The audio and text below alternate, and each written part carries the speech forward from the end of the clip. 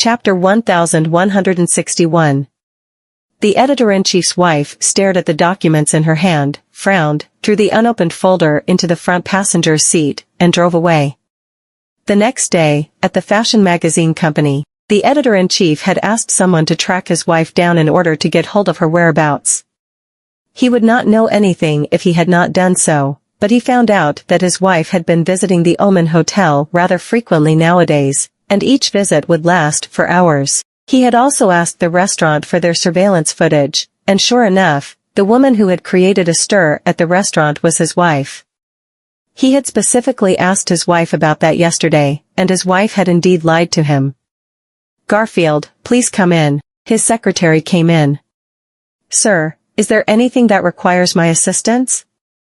The editor-in-chief looked solemn and pondered for a long time before he gave the order. "Help me track down the places that Liam has gone to in the past few days. And remember, do not let him find out that you're on to him." Garfield was startled for a moment, but he did not ask any further and nodded. "All right." The editor-in-chief felt even more agitated after Garfield left. "The piece of advice that Hector gave me and the things that Mr. Goldman told me, all of them point clearly to the fact that something is going on between my wife and Liam. Could it be?" He found Hector's contact information, thought for a second, and dialed his number.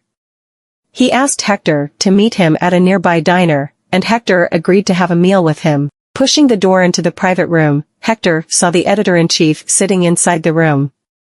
Thus, he stepped forward and asked, "Sir, are you looking for me?" "Take a seat." The editor-in-chief asked slowly after Hector sat down, "Hector, you told me to be more aware of Liam on the day you resigned. Do you know something about him that I don't?" Hector lowered his head with a look of embarrassment on his face. "Sir, The editor-in-chief was even more certain about his suspicion. "Don't worry, this conversation will only be kept between the both of us." Hector pursed his lips. "Sir, Mr. Lowe framed me for stealing the watch because I accidentally found out about his secret. He tried to give me the watch in order to shut me up, but I didn't take it." The editor-in-chief frowned. "So, he framed you because he was worried that you would reveal his secret?" Hector nodded. "I dare not say anything because I really wanted this job." "I'm sorry." "I know that. That's why I've always had high hopes for you. As for your prison time, is Liam the one who leaked this? He was forcing you to resign.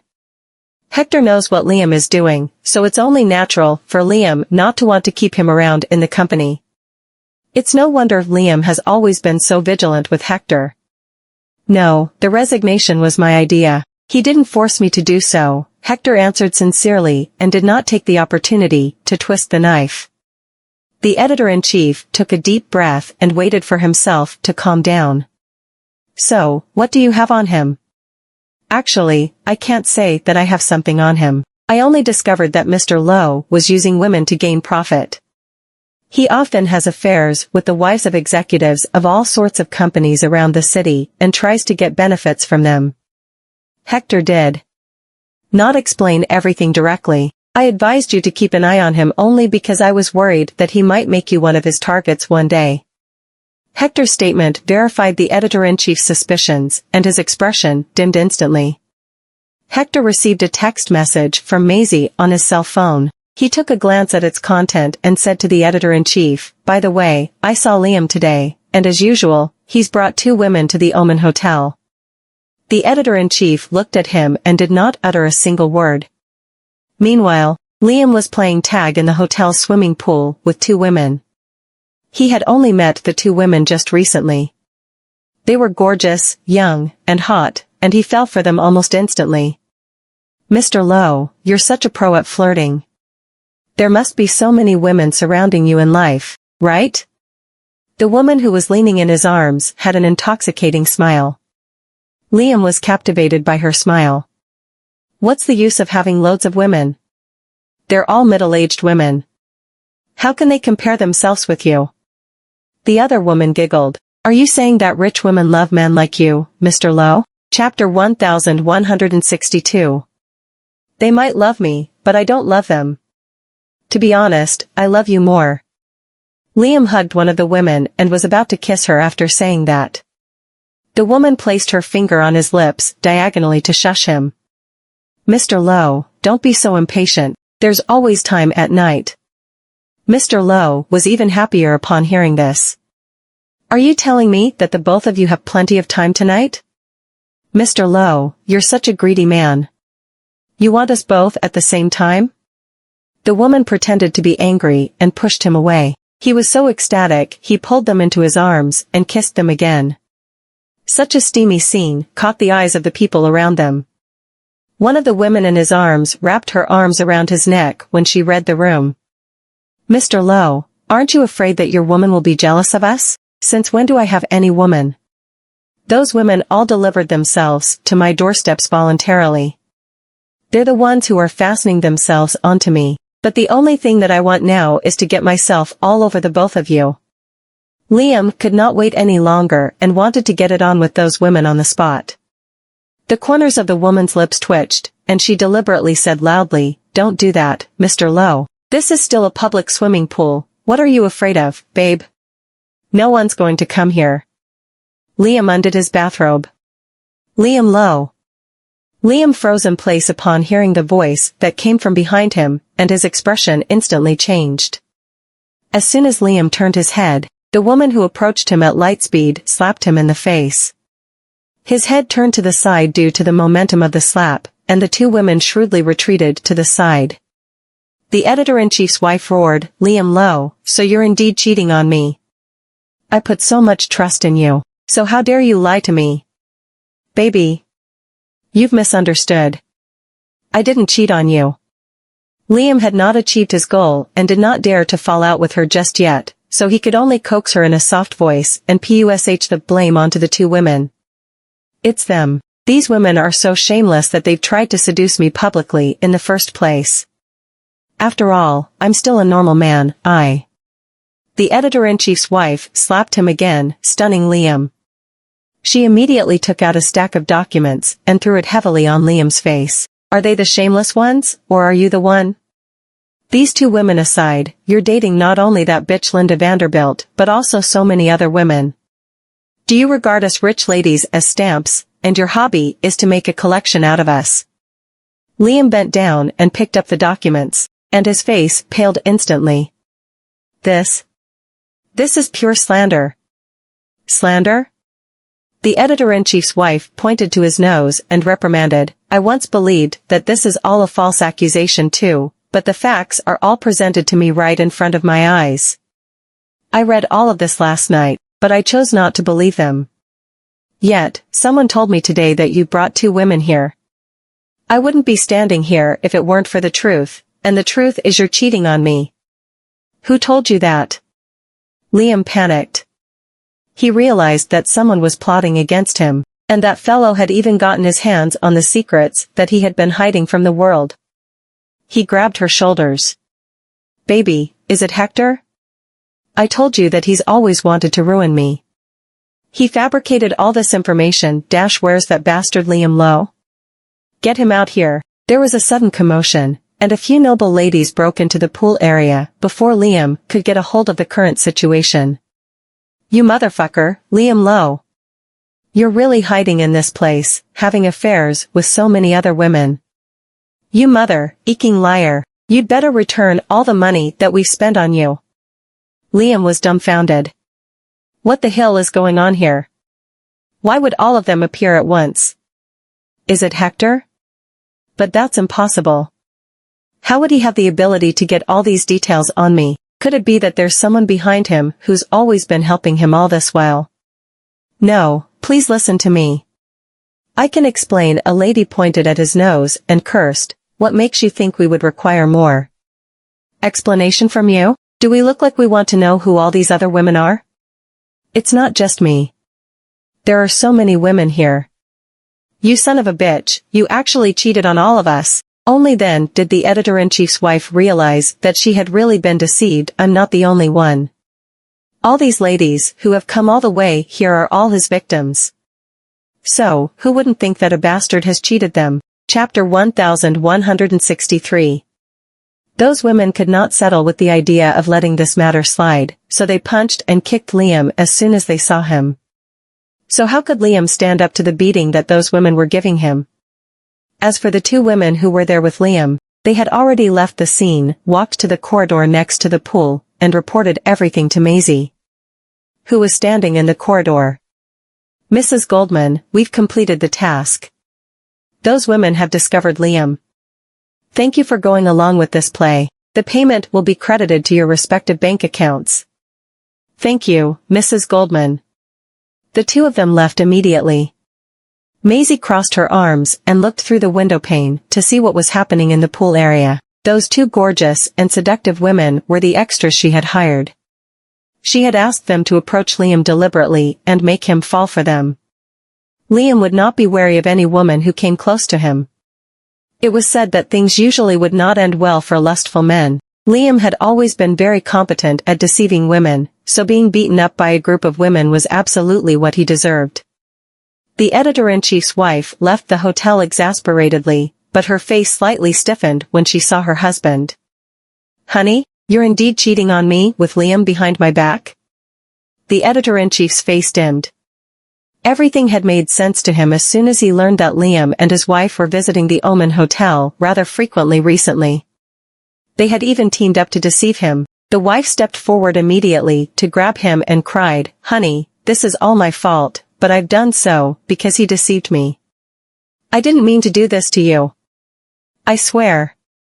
I broke up with him today, and I won't even be in touch with him anymore from today onward." The editor-in-chief took a deep breath, closed his eyes with difficulty, opened his eyes after a while, and flung her hand off his arm.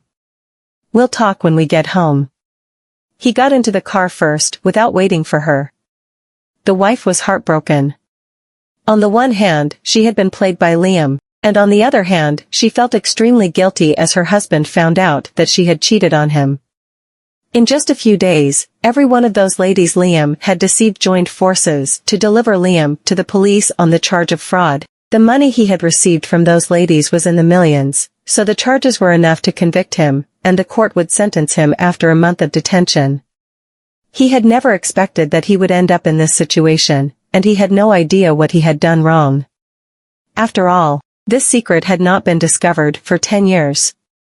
"Lo, someone has come to see you." A police officer opened the door, and two police officers led Liam in handcuffs to the meeting room. The man sitting on the other side of the meeting room was none other than Hector, who smiled, raised his hand, and waved at Liam, wanting to say hello. The smile hanging on Hector's face at this moment undoubtedly agitated Liam.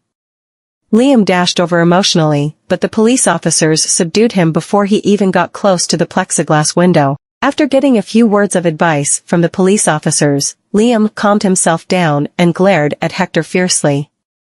He then sat down facing Hector, who was sitting opposite him across the viewing window, and picked up the phone receiver hanging on the wall. "It's you." Hector smiled. "Isn't this your retribution, Mr. Lowe?" He. Liam lowered his head and laughed out loud. His bloodshot eyes looked both empty and gloomy, and waves of unwillingness could be seen surging from the bottom of his eyes from time to time. "How did you find out all those things about me? There's someone who's helping you from behind, isn't it?" "Who is it?" "I've been extremely cautious for the past 10 years, and have never dared to act negligently at all for fear of being discovered by those women. I was the one arranging my dates with those women. That's why I could manage everything perfectly every time, so that everything would sound completely reasonable even when my actions aroused the public's opinion. I was even able to handle the situation when some of the women that I've been with met each other on various occasions. I've hidden these secrets very deeply, so I don't believe that Hector would get to the bottom of it by himself. Someone must be helping him from behind the curtains. But who could it be? The editor-in-chief or someone who has a grudge against me? I just can't bear that I've lost to Hector, someone who has no educational background and had been imprisoned." Chapter 1164. "But now, as an educated man, I'm facing jail time, big time." Talk about irony. There's no need to rack your brain for the answer. There's no way that I'm telling you that. Hector looked at him, smiled, and added, "You can try to guess the answer when you're in there. After all, you'll be released someday in the future, so maybe you'll find out about it later on in life." Liam seemed to be exhausted. His lips were so dry and stuck to each other that he could not even squeeze a word through his lips. Thus, Hector ended the 10-minute visit in less than a few minutes. As soon as he left the precinct, he received a call from Linda. When Hector returned to the apartment, Linda was standing downstairs and blocking his way. The moment Hector appeared at the apartment entrance, she rushed up and slapped him. Hector, who got slapped, turned his head to the other side due to the sheer force. He did not say anything while Linda grabbed him by the hem of his collar angrily. "You just can't bear to see me live a good life, can you? You just had to throw Liam into prison. Now what? I've lost all the money that I've invested in him." She met Liam while working at a bar after being kicked out of the Zimmerman's residence. Apart from how well Liam had been treating her all this while, she was with Liam because he had also promised her he would support her in her journey of climbing up the social ladder and achieving a higher status in the future. She had always known that Liam was a playboy but never cared about it. To her, it was normal for men to be with a few women. What's more, she had spent all the money that she had saved for herself on Liam. She would even try to introduce wealthy women to Liam at the bar. She had been working so hard for him, hoping that Liam could fight his way into the upper-class circle and save her from her misery. However, everything was ruined now. Hector took a deep breath and said calmly, "Linda, if you're short of money, just go and get yourself a job." "A job?" Linda pushed him away. "Why would I go get a job?" "So that I can be at the mercy of others, just like what you're doing." "To yourself now?" Hector pursed his lips helplessly as he did not expect his sister to be this outrageous. He tried to persuade her, "Linda, wake up already. Liam has never been sincere to you. He was just using you. Shut up. You just can't bear to witness as I live a good life." Linda roared, "If you think Liam's cold-blooded and ruthless, you people are even more cold-blooded and ruthless than he is. Otherwise, you wouldn't have sent me to the Zimmermans. You people are the ones who have ruined me." She turned away and left angrily. Hector stood rigidly under the eaves. "The reason she's become someone like this is that she was forced to get married to Jimmy Zimmerman 4 years ago. The torture that she suffered while she was staying with the Zimmermans has become a nightmare that has scarred her for life. She hates the Vanderbilts, so there's no way that I'll be able to persuade her." At Seoul, Maisie was sitting in the conference room, and she asked Lucy to present the jewelry series that Seoul had released for this season, which was known as the Prosperous Baroque. Prosperous Baroque would be Seoul's first attempt at integrating their jewelry with the Baroque designing language. After handing over the publicity plan to the publicity department, Maisie suddenly opened her mouth. "I plan to assign the task of designing this new series of jewelry to Naomi." Everyone present was amazed as soon as she finished speaking. Naomi was a designer who had just joined the team and had not released any works, so a newcomer would take up the project's main designer position? Even Naomi, one of the attendees of the meeting, was astounded. She looked at Maisie. "Ms. Vanderbilt, but You're good at designing classical jewelry," Maisie interrupted her. "You've joined Seoul, and you're now one of our company's jewelry designers. You'll have to prove to me with your designs that I haven't made a mistake in hiring you."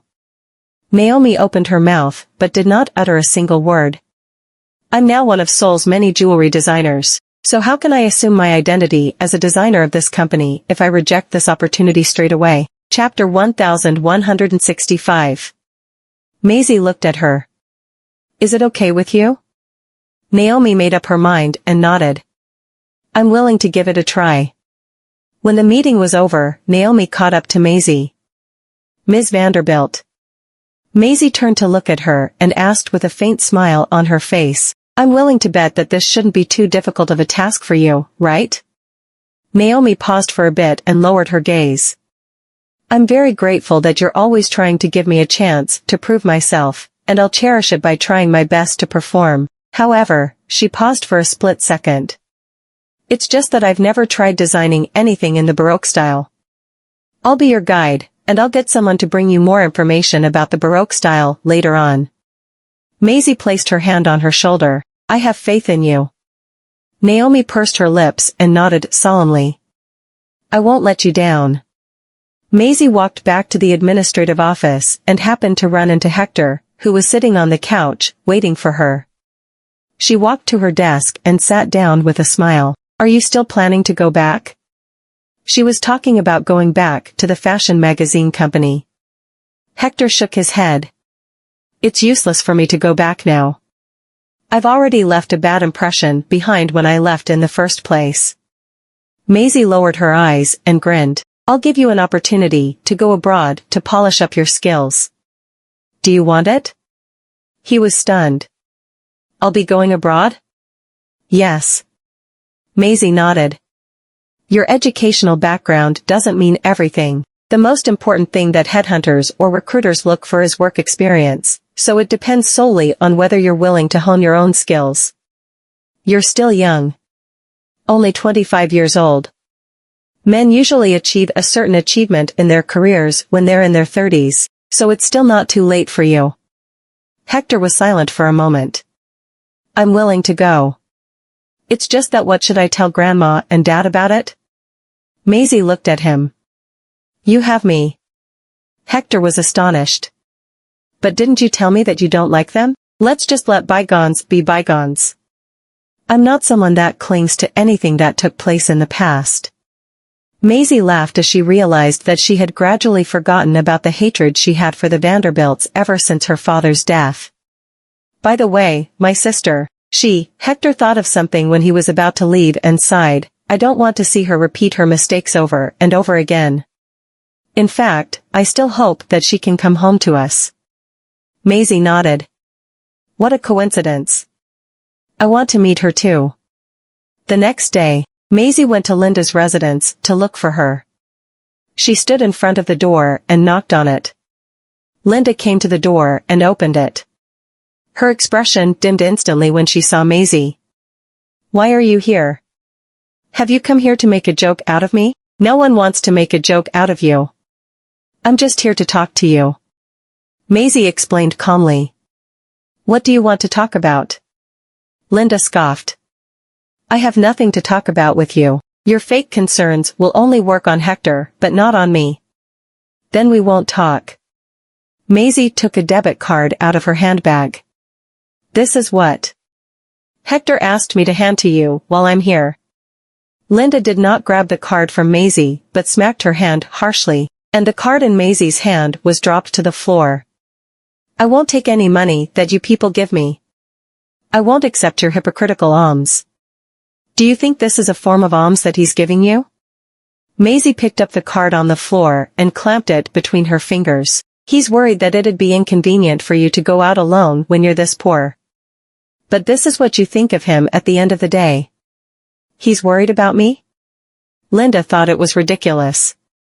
I wouldn't have gotten here if it weren't for you people, but you're actually worried about me now? Maisie pushed Linda back into the room all of a sudden. Linda lost her balance, stumbled, and fell to the ground. What are you doing? Is there any difference between you and Willow? Maisie stood there and looked down at the person sitting on the floor condescendingly.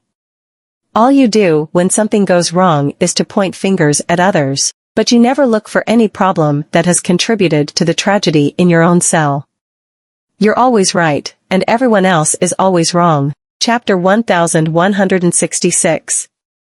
Maisie's expression was cold. You were born in a family that focused more on boys than girls. You felt that your circumstances were all because of your brother's existence, because your grandmother didn't care about what was right or wrong and blindly indulged him. But did you try to change it? You didn't. You listened to your grandmother about marrying into a rich family. Even if it was your way of getting away from her, you did everything you were told because you wanted recognition. The change in your mind was to marry into a rich family and get recognition. You're weak and useless and didn't want to fight back, so you obeyed. Why do you think you have the right to blame others? Now? Linda froze, and her face was ashen. Nonsense. Was it nonsense, or are you refusing to see the truth? You know the answer to that. Maisie looked at her calmly. If someone has seen how cruel life can be but chooses not to accept it and continues living in delusion, it's absolutely stupid and means that you need more lessons. You don't want to change yet want recognition and live a comfortable life. There's no such thing as the best of both worlds. It's been 4 years. Are you still living in your dreams? Linda looked down and bit her lip. She was like fragile porcelain, almost breaking apart. Maisie placed the card on top of the shoe cabinet. You decide if you want to keep the card. I've said what I came to say. She turned and walked to the door, but stopped and didn't look back. Hector asked me to tell you that he wishes that you would go home. Meanwhile, at Seoul, Naomi sat in the office, going through the documents. She slumped over the desk and was clueless. Her inspiration had run dry. When she picked up her glass to take a drink, she realized that her glass was empty and there was no refill in the water cooler. She could only go to the pantry outside to get water. Naomi walked to the pantry with her glass and heard a few female colleagues gossiping inside. She smiled and greeted them before walking to get water when she entered. I was eating at a restaurant the other day and saw Mr. Boucher and his wife and kid. I didn't expect he would focus on being a stay-at-home dad after getting married. Sigh, even Mr. Boucher is married, and I'm not. I'm such a failure. Hey, Naomi, are you married? A colleague suddenly called out to her. Naomi was planning to leave quietly, but now that they asked, she paused, turned toward them, and shook her head with a smile. You're not married yet? I've seen your file. You're turning 27 this year, right? Among the colleagues, those over 25 or 26 were pretty much married with kids. Only a few were single. Naomi had no idea what she should say when one of them approached her. You're quite beautiful. Even if you're not married, you probably have a boyfriend already? That made her feel even more awkward. She awkwardly smiled. No, she immediately explained when they looked at her curiously, because I'm quite introverted. I rarely go socializing. They understood once she explained, but they advised, you're 27 already. You can't keep being introverted. I think you should join some socializing event. Socializing events were pretty much like going on blind dates. When one saw someone that looked fine, they would get together. Chapter 1167. Naomi smiled but didn't answer. She had been in a coma for over a decade and had lost all her friends. Even now, she wasn't very comfortable being around people yet. When they were happily discussing, Naomi made an excuse and left. One of the colleagues was obviously curious. Why do I feel that she doesn't really like talking to people? I noticed that too. Other than talking about work, she's usually alone for meals and work. Is she antisocial? In the evening, at the Topaz Mansion, Naomi brought some files home and saw Anthony sitting in the living room on a call with someone. When he saw she was back, he said something, hung up, and turned around. Nellie, you're finally home. Is work tiring for you? Naomi shook her head. It's not. It's quite relaxing. Great, I was worried. If this job is too taxing for you, you can come work in my company, and I'll arrange for a relaxing job for you. Anthony looked worried.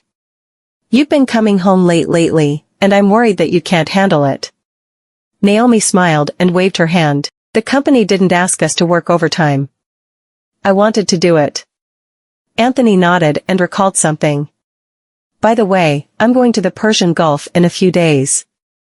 Remember to take your meals and don't get too tired, okay? Anthony left with his bag after saying that. Naomi walked him to the garden and saw him get into his car. She turned around and closed the door but noticed that another car was parked where his car was not long after her father's car left. A woman rolled down the window and asked, Is Mr. Topaz around? Naomi answered with a smile, My father just left. Can I help you? The woman in the car paused, looked away from her, and didn't reply. She slowly rolled up the window and drove off. She looked into the rearview mirror and saw Naomi standing on the spot. Then she tightened her grip on the steering wheel. Naomi walked into the villa and saw that the caretaker had prepared dinner. She mentioned the woman who was asking for her father to the caretaker, and the caretaker was startled. "What does she look like?" Naomi answered, "A classy lady." The caretaker's expression changed as she looked at Naomi. "Did that woman say something to you?" Naomi shook her head and asked out of curiosity. "She just asked if Dad was in." "Mrs. Irving, do you know her?" Mrs. Irving smiled awkwardly. "Of course not. She's probably Mr. Topaz's business partner or something." Naomi nodded and didn't ask further. When Mrs. Irving left, she called Anthony with her phone. "Sir, she came over again after you left and has seen Ms. Topaz." Anthony was quiet for a moment. "Thank you. She didn't say anything to Nellie, did she?" "Ms. Topaz said she only asked if you were around," Mrs. Irving replied. Anthony relaxed. "We'll talk when I'm back." Chapter 1168. The next day at Seoul. Maisie came to Naomi's office and knocked on the door. She saw Naomi rubbing her temple in front of a pile of documents as if she had a massive headache when she walked in. Naomi got up. "Ms. Vanderbilt, you seem to be in trouble," Maisie smiled. "Ran out of inspiration?" Naomi lowered her head and nodded. "I'm uninspired. The drafts that I've made are not good enough." Maisie looked at the pile of paper in the trash and looked at her watch. "Do you want to go take a walk with me?" Naomi was surprised. Maisie took her to the old street at the back. Old buildings surrounded them, and they all looked old yet elegant. It had an otherworldly feel. The two of them stopped in front of an old jewelry shop called Jewel Attic. The store had a classic interior. The jewelry wasn't from any big brands and was mostly priced in the thousands. Naomi looked at Maisie, confused. "Ms. Vanderbilt, what are we?" Maisie smiled and put her arm on her shoulder. "I brought you here to get some inspiration. And while we're at it, I'd like to show you some antique creations." They entered Jewel Attic. There were 3 floors. The wooden floor was painted red and antique windows lined the walls. The chandelier was an old layered design. The display cabinets exhibited all kinds of vintage jewelry, and even the racks displayed delicately carved jade, agate, and more. Naomi looked at the pieces of jewelry in the cabinets, which were exquisite. Unlike the other common jewelry, these had their very own uniqueness. Maisie gave an introduction. "This store has been around for 70 years. It was here before tailored jewelry was established. It's a modest store, unlike the commercialized ones. The shop has been in the owner's family for 3 generations, and they have always insisted on selling antique jewelry pieces. All of these were carved by the store's founder, from the jade to porcelain and gems. Anything could turn into an exquisite piece of jewelry in his hands." Naomi was in awe, but she noticed that it was quiet since there weren't any customers around. "People don't usually stumble upon this place, do they?" "That's true," Maisie nodded with a smile, "but the Jewel Attic has an online store, and most of their transactions are made online. They have a good reputation, but they're not very famous." A man who walked out saw them and smiled. "Welcome. Have you seen something that you're interested in?" Maisie walked to the counter. "Are you the owner?" The man paused before replying with a smile. "The owner is my teacher. I'm his student. He's not in today. If you want to request a custom-made item from him, I can contact him." Maisie smiled. "It's all right. We're interested in antique jewelry. Could you show us around if it's not too much trouble?" The man immediately shook his head and walked out from behind the counter. "No trouble at all. Let me show you around the store." Maisie smiled and said thanks. After the man showed them the pieces at the front, he brought them upstairs. "There's more up there. The ones upstairs are all my teacher's designs. He loves geography and mythical beasts." The display cabinets on the first floor were covered in all kinds of jade. Some were inlaid in gold or platinum and were mostly carved or hollowed out. Chapter 1169. Each piece was a work of art. Every item, from earrings to bangles and necklaces, was inspired by mythical creatures. Maisie saw a single bracelet in one of the cabinets. The phoenix engraved onto it looked very lifelike. She had been exposed to engraving, but it wasn't possible to make something look so lifelike even for her. The man said, "This bracelet was my teacher's creation. He has a lot of engraved pieces." He pointed toward a hanging ornament with gold trims. There were green, blue, and red gems on it, and it looked beautiful under the light. "Is this a ring?" Naomi looked at one of the rings on the display. That was the first time she saw creativity like that. The man smiled. "Yes, that's a ring. It's one of my teacher's engraving pieces too." Naomi mumbled, "So, that's what classical craftsmanship can produce." The man slowly said, "He told me that classical craftsmanship and antique jewelry pieces are very closely related. He has a strong understanding of craftsmanship and has seen how beautiful they can be. That's how he got his inspiration. Antique pieces always existed and were one of the rare types of jewelry. Anything that was more than 100 years old would be classified as an antique piece. The actual antique pieces were really expensive because, other than having a long history, people were drawn to them, and that was something that was a luster that even time could not dim. A lot of the valuable pieces had disappeared hundreds of years ago, so the current antique pieces were the ones that people showed to the world because of their love for them. Maisie wanted to revisit the antique style in Luxella because of the same appreciation. She made antique jewelry pieces sought after again. The owner of Jewel Attic had passed down the antique elements 70 years ago, which was why Maisie wanted Naomi to visit this place. Naomi bought that ring, and they left the Jewel Attic. She looked at the box in her hand. "Ms. Vanderbilt, I think I know what my next design will be." After seeing so many antique pieces, she finally understood that she had limited her inspiration. The Baroque style was part of the antique style, but it had more history, a clash between modern and ancient elements. Maisie patted her shoulder. "It's great that you got your inspiration. I'm looking forward to your designs." Naomi smiled. Maisie looked past her shoulder and noticed something, then frowned. Naomi followed her line of sight but didn't see anything. She found it odd, so she asked, "What's wrong?" "It's fine. My eyes are playing tricks." Maisie looked back at her and smiled. "Let's go back." Naomi nodded. Maisie brought Naomi to the garage.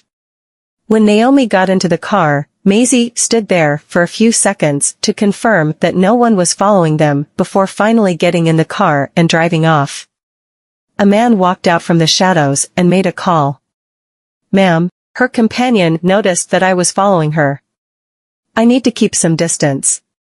The woman on the other end slowly said, "Find a chance and bring her to see me." Chapter 1170. At the Goldman Mansion. "Grandpa, you promised that you'd give me my console back if I got a 90. Daisy complained because she wanted her console back. Nicholas drank his tea on the couch and looked helpless. The little girl was so obsessed with games that her grades were below 80. He put down his teacup. "Yes, I promised, I'll give it back to you when you get 90 points, but there's a condition. You have to make sure that you hit 90 for all subjects." Daisy was surprised. She suddenly lowered her head and scratched her cheek. Getting a 90 for all subjects was too tough. Nicholas chuckled and pointed at her head. "Look at you. Your father and brothers have spoiled you. They complimented you because you were doing well, and now you're getting too proud." Daisy pouted. "Can I play for an hour?" Nicholas looked at her. "Just 1 hour?" "Yes." She nodded. "I'll only play for an hour a day." "All right, I'll believe you this once." "I'll throw it away if you exceed 1 hour," Nicholas warned. Daisy entered the study and looked into all the drawers. Her grandfather had said that the console was in the study. Mr. Cheshire walked past and heard noises. He saw Daisy on her knees, going through the drawers, when he entered. "Young miss, what are you looking for?" My game console. Grandpa agreed to let me play. Daisy finally found it in the bottommost drawer and flashed a big grin. Mr. Cheshire didn't understand why children were so obsessed with games. Just when Daisy was closing the drawer, she saw a folded-up newspaper. At first, she didn't pay attention to it, but the young heir of the Knowles caught her attention. She unfolded the newspaper, saw something, and froze. When she ran out of the study, she bumped into Nicholas, and before he could say anything, she ran back into her room. Why is this girl running around? He looked into the study and saw the console on the floor.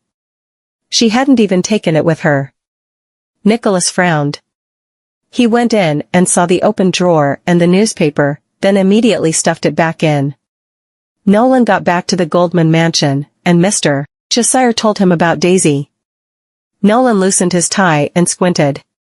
Has she been playing since she got back? Mr. Cheshire replied, she started when you traveled overseas with Mrs. Goldman. After the young miss was sent to a different class from her brother, she was pretty much stuck to her game and didn't make any new friends in school. Nolan pressed his lips together. Just when he was going to have a word with his daughter, he saw Nicholas standing at the top of the stairs. Daisy found out about Knowles. Nolan was stunned. At that moment, Daisy was curled up in bed and crying her eyes out. Nolan pushed her door open, and she was sniffling and wiping off her tears. He chuckled and sat on the edge of her bed. Do you believe what the paper says? Daisy cried, how would I not believe that? Why didn't he come back? Nolan frowned. Do you really like spending time with that silly boy so much? Nolly isn't a silly boy. Daisy stopped crying. Nolan chuckled, but his heart ached, seeing how red her eyes were. He didn't know how to handle her, just like how he was with her mother. He's not dead. He's very much alive. He's back home in Yarramore now.